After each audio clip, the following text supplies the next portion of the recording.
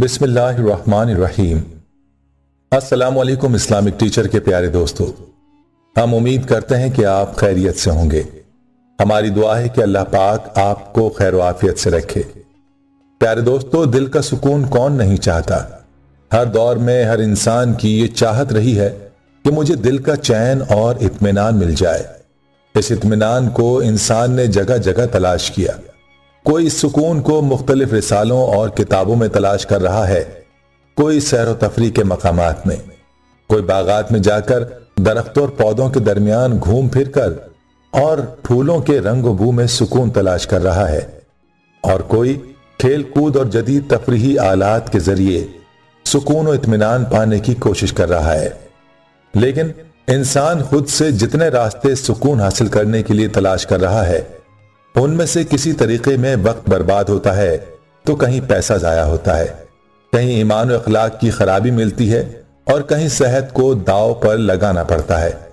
लेकिन इस सब के बावजूद सुकून हासिल नहीं होता, क्योंकि खालिक कायनात जिसने हमारे जिस्म की मशीन को बनाया है, जो हम सबका खालिक हकीकी है, उसने सुकून उन चीजों में नहीं रखा, बल्कि उसने सुकून अपनी इताअत और अपने जिक्र में रखा है, अपने रसूल सल्लल्लाहु अलैहि वसल्लम की पैरवी में रखा है। आज हम आपको हुजूर अक़दस सल्लल्लाहु अलैहि वसल्लम की जिंदगी का ऐसा अमल बताने जा रहे हैं जो आपने अपनी जिंदगी में कभी तर्क नहीं किया, और जो इस अमल को करेगा जिंदगी में सुकून पाएगा, और इस अमल से आप ज्यादा किसी चीज में सुकून नहीं पाएंगे। इस अमल के बारे में जानने के लिए आपसे इल्तमास है कि वीडियो को आखिर तक जरूर देखिएगा।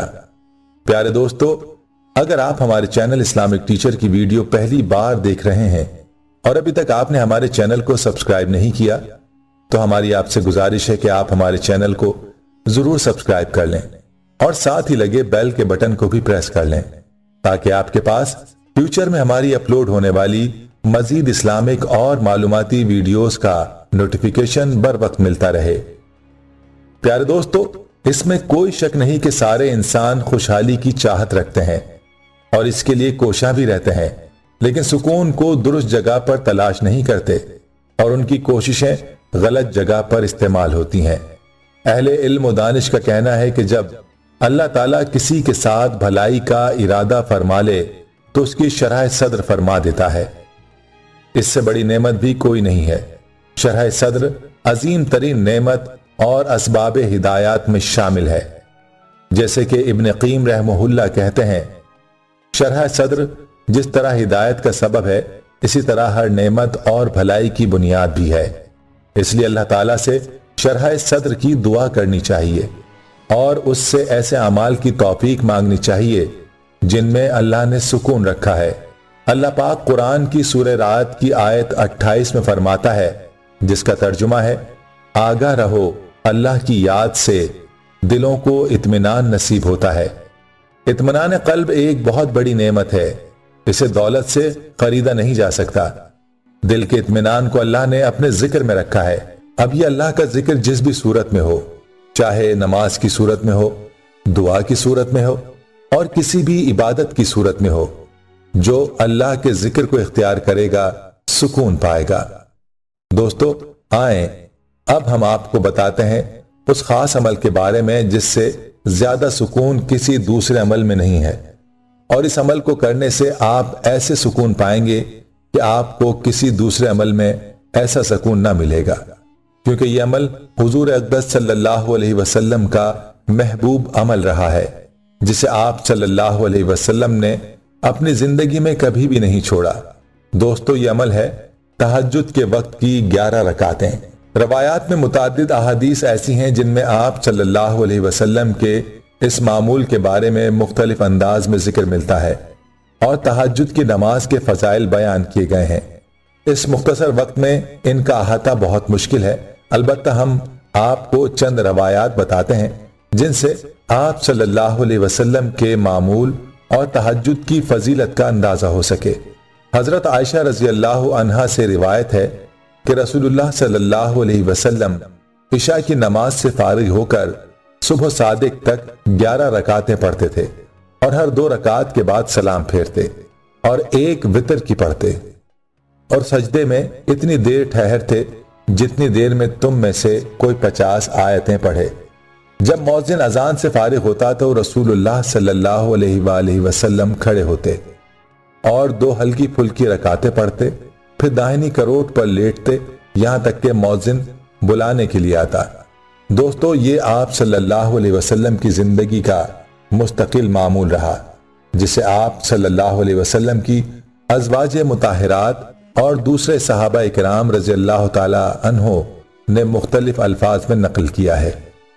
اس وقت کی نماز کی حضور اقدس صلی اللہ علیہ وسلم نے بڑی تاکید فرمائی ہے، اور روایات میں یہاں تک آتا ہے کہ آپ صلی اللہ علیہ وسلم نے اس شخص کے لیے رحمت کی دعا فرمائی جو اپنے گھر والوں کو بھی تہجد کے لیے جگائے۔ حضرت ابن عباس رضی اللہ عنہ سے روایت ہے کہ ایک رات میں اپنی خالہ میمونہ کے پاس رہا۔ رسول اللہ صلی اللہ علیہ وسلم رات کو نماز پڑھنے کھڑے ہوئے تو 13 رکعتیں پڑھیں، جس میں 2 رکعتیں فجر کی سنتوں کی پڑھی۔ میں نے آپ صلی اللہ علیہ وسلم کے قیام کا اندازہ کیا تو آپ صلی اللہ علیہ وسلم کا قیام سورہ مزمل کے برابر تھا۔ حضرت عائشہ رضی اللہ عنہا صحیح بخاری کی ایک روایت میں فرماتی ہیں، جس کا ترجمہ ہے، حضور صلی اللہ علیہ وسلم رمضان اور غیر رمضان میں 11 رکعت سے زیادہ نہیں پڑھتے تھے، 8 رکعت تہجد اور 3 رکعت وتر۔ ناظرین، زیادہ تر روایات میں یہی ثابت ہے کہ آپ صلی اللہ علیہ وسلم تہجد کے وقت میں 11 رکعت پڑھا کرتے تھے، جن میں سے 8 تہجد اور 3 وتر کی رکعتیں ہوتی تھیں، اور جن روایات میں 13 کا ذکر ملتا ہے تو ان میں 2 رکعت صبح کی سنتیں ہیں، جو کہ اذان کے فوراً بعد آپ صلی اللہ علیہ وسلم ادا فرماتے تھے۔ پیارے دوستو، روایات میں یہ بات ملتی ہے کہ تہجد کا وقت قبولیت کا وقت ہے، اور اس وقت اللہ کی خاص رحمت اپنے بندوں کی طرف متوجہ ہوتی ہے۔ یہی وجہ ہے کہ یہ عمل ایسا ہے کہ اس میں انسان کو وہ سکون ملتا ہے جو کسی دوسرے عمل میں نہیں ملتا۔ لیکن اس وقت کی نماز پڑھنے والے بہت کم لوگ ہیں، حالانکہ احادیث میں اس بات کی تاکید آئی ہے کہ اس نماز کو اختیار کرو، اور ایک حدیث میں حضور اقدس صلی اللہ علیہ وسلم کا ارشاد گرامی ہے کہ اگر مجھے اپنی امت کی مشقت کا اندیشہ نہ ہوتا تو میں اللہ سے دعا کرتا کہ تہجد کی نماز کو فرض فرما دے۔ یعنی یہ نماز اپنے اندر اس قدر برکات اور فیوز رکھتی ہے کہ آپ صلی اللہ علیہ وسلم نے اس کے فرض ہونے کی چاہت ظاہر کی۔ اب اس بات میں کیا شک رہ جاتا ہے کہ ایک انسان رسول اللہ صلی اللہ علیہ وسلم کی چاہت کو پوری کرے اور اس کو سکون حاصل نہ ہو۔ بخاری شریف کی روایت میں حضور صلی اللہ علیہ وسلم نے فرمایا، اللہ تعالیٰ رات کے آخری تہائی حصے میں آسمان سے دنیا کی طرف نزول کر کے فرماتا ہے کہ کون ہے جو مجھ سے مانگے اور میں اسے عطا کروں، کوئی ہے جو مجھ سے بخشش اور مغفرت طلب کرے کہ میں اسے بخش دوں۔ اور ترمذی شریف کی ایک دوسری حدیث مبارکہ میں ہے، اللہ تعالیٰ رات کے آخری حصے میں بندے سے زیادہ قریب ہوتا ہے، پس اگر ہو سکے تو تم ان بندوں سے ہو جاؤ جو اس مبارک وقت میں اللہ کو یاد کرتے ہیں۔ اسی لیے ہمارے ناظرین آج سے یہ تہیہ کر لیں کہ تہجد کی نماز کی کوشش کریں، اور یاد رہے کہ اس نماز کی فضیلت صرف مردوں کے لیے نہیں بلکہ عورتوں کے لیے بھی ہے۔ لہٰذا ہر کسی کو چاہیے کہ نماز تہجد کو اپنی پوری زندگی کا معمول بنائے، تاکہ انسان کے دل میں ہدایت اور روحانیت کا نور پیدا ہو۔